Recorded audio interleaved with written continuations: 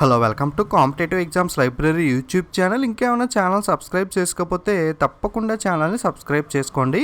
Today వీడియోలో RRB group D September 27 మూడో షిఫ్ట్లో జరిగిన ఎగ్జామ్ క్వశ్చన్ అండ్ ఆన్సర్స్ అనే వాటిని చూద్దాం. Okay, let's start.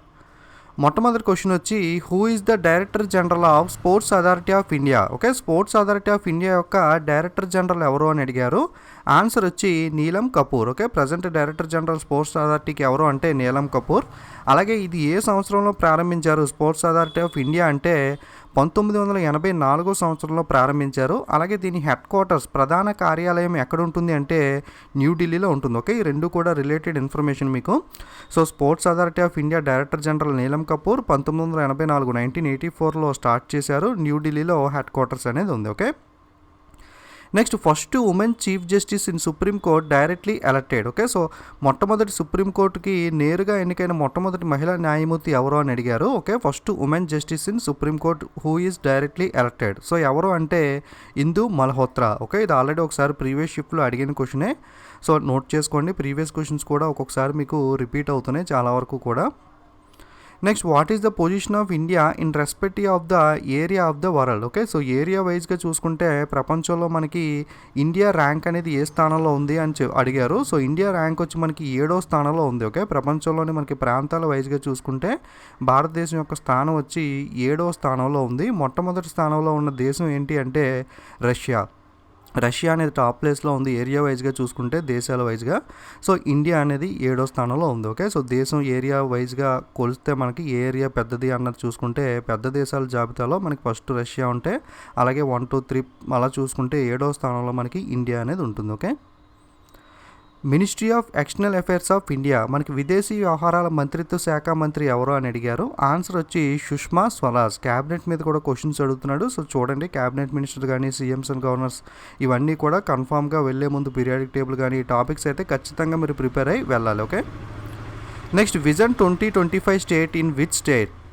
విజన్ 2025 అనేది ఏ రాష్ట్రానికి సంబంధించిన పథకం అని అడిగారు. ఆన్సర్ వచ్చి కర్ణాటక స్టేట్. ఓకే, కర్ణాటక స్టేట్లో ఈ విజన్ 2025 అనే స్కీమ్ని స్టార్ట్ చేయడం జరిగింది. Okay, next first war of Indian independence. Okay, స్వతంత్రం కోసం మన ఇండియాలో జరిగిన మొట్టమొదటి యుద్ధం ఏది అని అడిగారు. సో ఆన్సర్ వచ్చి 1857. ఎప్పుడు జరిగింది అంటే 1857 సంవత్సరంలో జరిగింది మొట్టమొదటి యుద్ధం. నెక్స్ట్ వింటర్ ఒలింపిక్స్ అనేవి నెక్స్ట్ ఎక్కడ జరగబోతున్నాయి అని అడిగారు. సో ఈ వింటర్ ఒలింపిక్స్ అనేవి నెక్స్ట్ మనకి 2022 సంవత్సరంలో జరగబోతున్నాయి. సో మొన్న రీసెంట్గా 2018లో ప్యాంగ్చాంగ్ సౌత్ కొరియాలో జరిగినాయి కదా వింటర్ ఒలింపిక్స్ అనేవి. సో మళ్ళీ మనకి నెక్స్ట్ ఎప్పుడు జరుగుతాయి అంటే 2022 సంవత్సరంలో బీజింగ్ చైనాలో జరుగుతాయి. ఓకే, వింటర్ ఒలింపిక్స్ నెక్స్ట్ ఏ సంవత్సరంలో జరుగుతాయి అంటే 2022 ఆన్సర్ అవుతుంది. ఎక్కడ జరుగుతాయి అంటే బీజింగ్ చైనా అనేది ఆన్సర్ అవుతుంది. ఈ ఇయర్ వచ్చి మనకి దక్షిణ కొరియా సౌత్ కొరియాలో జరిగాయి. Next GST goods and service tax వస్తు సేవల పన్ను ఉంది కదా, ఇది మనకి ఏ ఇయర్లో స్టార్ట్ చేశారు. Okay, GST started in which year అని అడిగారు. జిఎస్టీ మనకి భారతదేశంలో ప్రారంభించిన సంవత్సరం ఎప్పుడు. సో ఎప్పుడు ప్రారంభించారంటే 1 జూలై 2017. ఓకే, 1 జూలై 2017 మనకి జిఎస్టీని ప్రారంభించడం జరిగింది. Okay, next author of Indira Gandhi a life in a nature. Indira Gandhi a life in a nature అనే పుస్తకాన్ని రాసింది ఎవరు అని అడిగారు. ఆన్సర్ వచ్చి జయరాం రమేష్. ఓకే, మనకి మెంబర్ ఆఫ్ పార్లమెంట్ అయిన జయరాం రమేష్ గారు ఈ పుస్తకాన్ని రాశారు. Indira Gandhi a life in nature by Jairam Ramesh.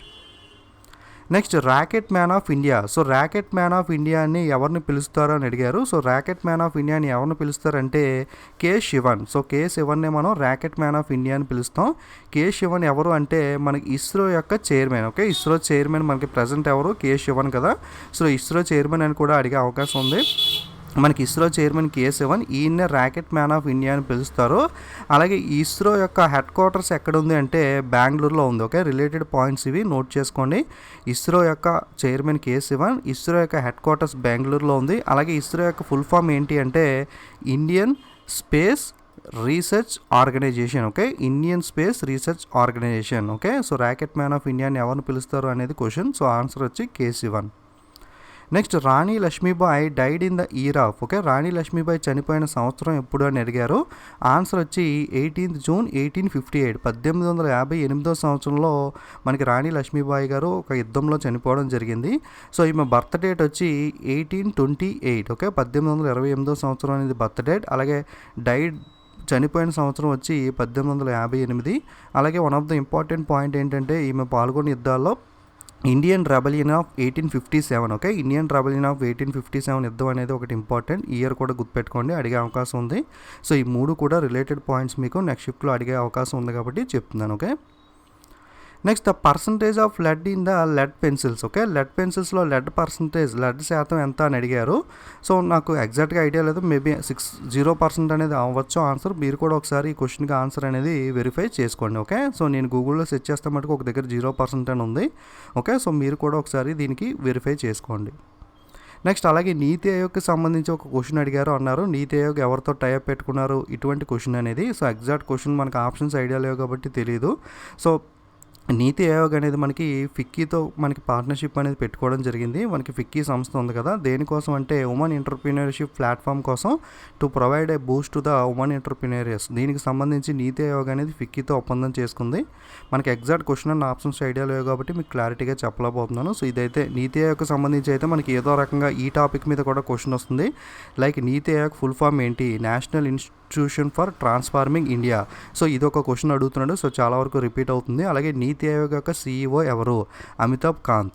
అలాగే నీతి ఆయోగ్ యొక్క చైర్మన్ ఎవరు, ప్రైమ్ మినిస్టర్, ప్రధానమంత్రి Narendra Modi.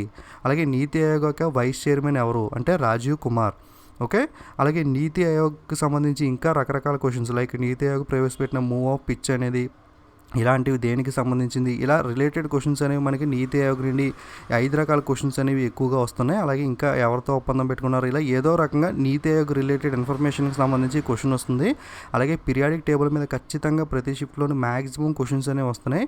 CMs and governors, cabinet ministers, ఇలాంటి టాపిక్స్ అనేవి మీరు ఎవరైతే నెక్స్ట్ షిఫ్ట్ ఉందో వాళ్ళు ఖచ్చితంగా ఈ టాపిక్స్ అనేవి ప్రిపేర్ అవ్వకుండా అయితే మటుకు వెళ్ళకండి. ఎందుకంటే ఈజీగా బిట్స్ అనేవి మనకి ఏ టాపిక్స్ నుండి వస్తున్నాయని ముందే తెలిసింది కాబట్టి మనకు ఒక అడ్వాంటేజ్ అనేది ఉంది. ఎందుకంటే ముందు షిఫ్ట్లో ఎగ్జామ్ రాసిన వాళ్ళకన్నా మిగతా వాళ్ళకి ఎలా క్వశ్చన్స్ వస్తున్నాయి, ఏ టాపిక్ వస్తున్నాయి అనేది ఒక ఐడియా ఉంది కాబట్టి ప్రిపేర్ అయ్యి వెళ్తే మీరు మ్యాక్సిమం స్కోర్ అనేది చేయడానికి అవకాశం ఉంటుంది. కాబట్టి నెక్స్ట్ షిఫ్ట్ ఉన్న వాళ్ళు ఈ టాపిక్స్ అయితే మటుకు మిస్ అవ్వకుండా ప్రిపేర్ అవ్వండి. ఓకే, సో మనకి ఇది 27 సెప్టెంబర్ 3వ షిఫ్ట్లో జరిగిన RRB group D exam questions review and questions అనేవి. సో నెక్స్ట్ ఈరోజు ఎగ్జామ్ ఉన్న వాళ్ళు కూడా ఎవరైనా ఎగ్జామ్ రాసిన తర్వాత క్వశ్చన్స్ అనేవి కామెంట్ చేయడం మర్చిపోకండి. ఓకే, అలాగే వీడియోస్ నచ్చితే లైక్, కామెంట్, షేర్ చేయండి. ఇంకేమైనా ఛానల్ సబ్స్క్రైబ్ చేసుకోకపోతే తప్పకుండా ఛానల్ని సబ్స్క్రైబ్ చేసుకోండి. Okay, don't forget to subscribe and share. Thank you.